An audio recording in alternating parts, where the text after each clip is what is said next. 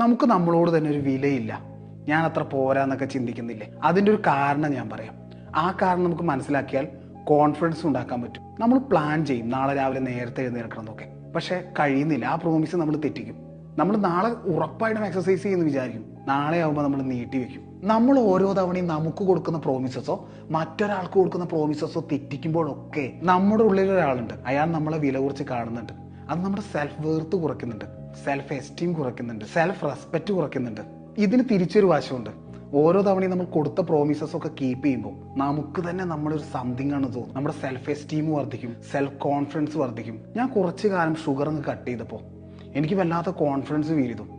ഏത് ഡയറ്റും ഞാൻ കൂളായിട്ട് ചെയ്യുന്നു. സ്ഥിരം ജിമ്മിൽ പോകുന്ന ഒരാൾ നോക്കുക, അയാൾക്ക് തന്നെ വല്ലാത്തൊരു കോൺഫിഡൻസ് ഫീൽ ചെയ്യും. പ്രോമിസസ് കീപ്പ് ചെയ്യും തോറും നമ്മുടെ വേർത്ത് കൂടുന്നതായിട്ട് നമുക്ക് തോന്നും, നമ്മുടെ വില കൂടുന്നതായിട്ട് തോന്നും, നമ്മുടെ സെൽഫ് വേർത്ത് കൂടും, സെൽഫ് റെസ്പെക്റ്റ് കൂടും.